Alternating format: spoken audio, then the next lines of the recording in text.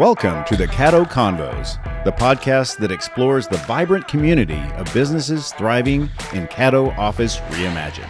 We're here to shine a light on the incredible entrepreneurs and professionals who make the most of our private offices, co-working spaces, and day office rentals in the Dallas-Fort Worth suburbs.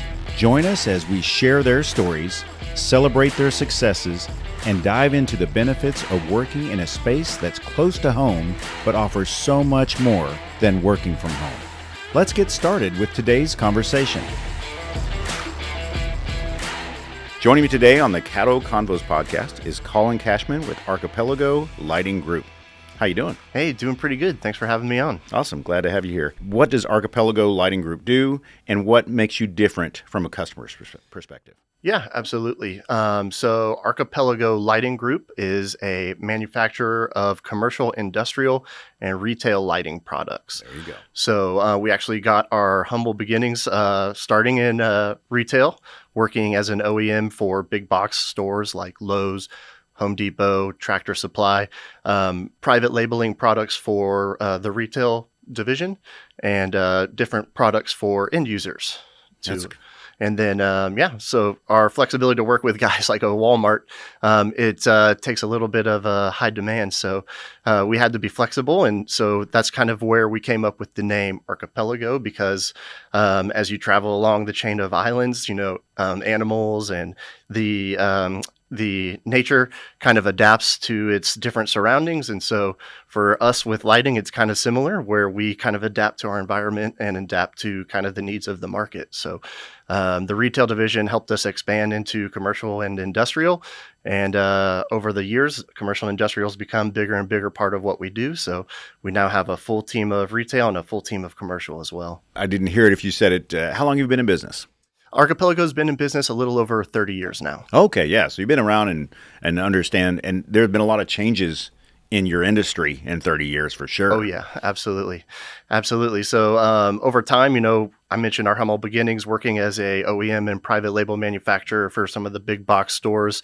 That included work also private labeling and OEMing for some of our now competitors. So we helped other folks kind of in certain areas and certain market segments over time. But, that didn't necessarily help us grow the Archipelago brand. So I would say over the last 15, 20 years, that's kind of been our big push, is to be less of the guy behind the scenes and more in the forefront and drive the Archipelago brand. And so you're based here in Texas, here in McKinney? Yeah. No, so home base is actually in California. Okay. Headquarters is, company, yes, sir, Montclair. But we do have quite a big group of folks that are based here in North Texas. So I'm the Midwest Regional. I cover the entire central United States for the commercial and industrial segment. We also have our C&I director, and the majority of our retail team are all located here in DFW. Excellent. And you're in a Caddo office space at Tarrant. Tell me about that location and why you chose that location. Yeah, absolutely. So funny enough, I'm from Colleyville, and B&B Theaters is right behind there. So my family and I went to a couple movies a few weekends in a row, and I just kept seeing the building and being in lighting and from lighting, noticed some of kind of the light fixtures and the amenities from the outside, but then kind of through the windows, and sparked my curiosity. 1-2 weekends driving by, I had to learn what it was. So I went and I looked up Caddo, saw that it's a shared office space, and I've worked through a few shared office spaces over the last couple years, kind of having a hybrid work from home and travel type role. And the other spaces just never really seemed to work because distance, location wise. And then this one just being 5 minutes from my house in Colleyville, super sparked my interest. And so I started investigating and ended up landing and finding a home base there. Well, speaking of home base, how did you get started with your company? So came from e-commerce in lighting. So okay. I worked for a big .com distributor for several years and got super involved in lighting. It kind of it grew my knowledge coming from completely different background in music retail previously, found my way into lighting. And it's funny, lighting people always say that once you find your way into the world of lighting, you can't find your way back out. So That's yeah, funny. once I found my way in, I just wanted to figure out the next logical step. So spent 6-7 years as a e-commerce commercial account manager, and then found my way behind the curtain, so to speak, working for a manufacturer, and now getting to work with guys like architects and distributors, and getting to get out in the field as opposed to being a little bit more behind the desk. What would you say is the number one problem you solve? The number one problem, so there's a lot of different problems out there that we can solve with lighting, Say, right? you can give me your top five if you Yeah, will. so there's a lot of different problems that can be solved with lighting. I would say number one, it's always been efficiency. Yeah. So we've really seen lighting change over the last couple of years, where we came from a world of flickering fluorescence and high wattage or high energy consumption incandescents, to where now LEDs are as low as 1 watt, and so our energy consumption has been a big focus and something that we can really focus in and improve. So that would definitely be one. But for us too, it's also problem solvers. So we definitely, there's a whole infrastructure of construction and electrical contractors out there that we can service, and we want to offer turnkey solutions that simplify the process for them. So time is money for those guys, and the easier we can make a solution and something that we can offer to kind of solve a problem for them is kind of the best thing we could do. Right. And there's an emotional factor to lighting too. The way you light a space affects when you enter the room, it sets a tone. So I imagine, you have people who are great at design, also like electricity management, huge, right? Right. But also when you look at an empty space and how you're going to light it, that affects how people do business in that space. Yeah, absolutely. So you can totally set, lighting it has certain vibes, and it can evoke emotions, and then even down to human-centric lighting, where it comes to your health. Yeah. So there's a lot of different variances that you can get out of lighting, and so it's something that I think I mentioned earlier that once you get into it, it's hard to get out of, because there's a certain passion, and you find yourself looking at lighting everywhere you go. I imagine. Yeah, absolutely. That may have been something that was interesting about the Caddo office space, because they have very unique design and lighting fixtures. What was your impression when you walked in? I was very impressed. So I like to say lighting nerds. So I call self-described lighting nerds. So the lighting package and the finish out is kind of what set the space apart for me. I mentioned I've been to a couple of different shared spaces before, and they all were pretty nice. The drive and the location was never convenient, but this one was. And then you throw in the amenities, and you throw in something like the high-end finish out and all the unique lighting that has been installed throughout this place. It really kind of set the tone, or created an environment that could inspire creativity and re-invoke productivity for someone like me who has the option to kind of semi-work from home or have a hybrid role when I'm not traveling. So it felt like a great place to land. Tell me about a favorite customer. You don't have to mention names, but someone that you solved a problem. I mean, obviously, the big box, that's turning over massive amount of product and keeping up with technology. Are there smaller businesses that you've helped? There are. So there's smaller contractors I've worked with in my previous life that I've been able to maintain relationships with over time. And continue to started to work in the Archipelago solutions once I kind of transferred over from one to the other. And being able to continue to work with him, we were able to offer cost-effective products to meet his budget demands, quick delivery to get him a turn for high volume and the high amount of work that he does on a regular. And then, service level, just continuing to maintain our relationship.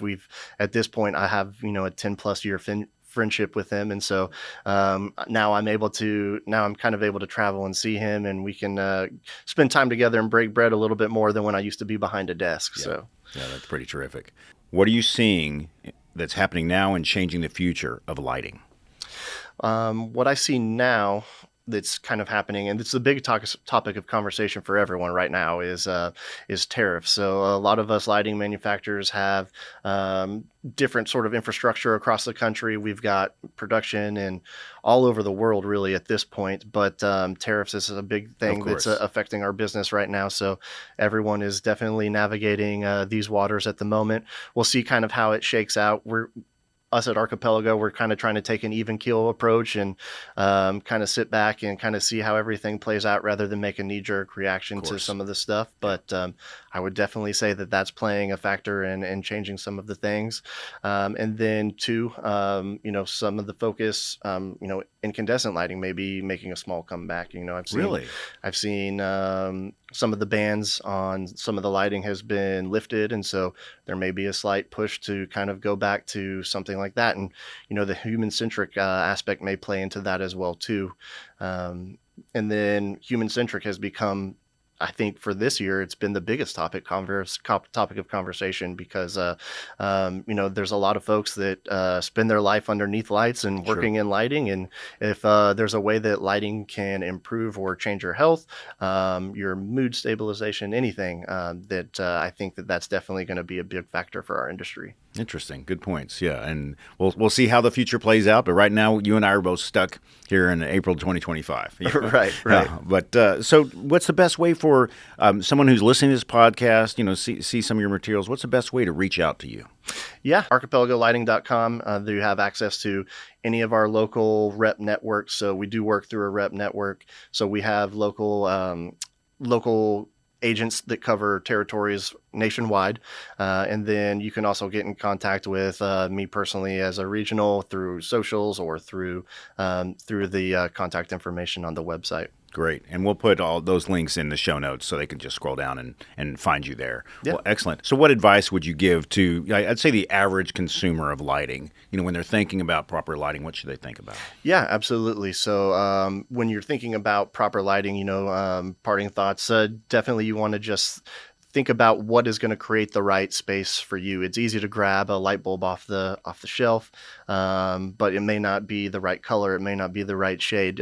Blue light, for instance, if you were to kind of spend your day under blue light, may not invoke the creative mind, or it may not be the best, but think about how lighting can affect your emotions and how you can create a mood or an environment. Definitely focus on being human, and then work on the other things. What's gonna help you day to day. And I'm sure on your website you have some information there that would help them make that decision. Yes, absolutely. Yep. And then when selecting, there's a lot of lighting manufacturers that are out there today.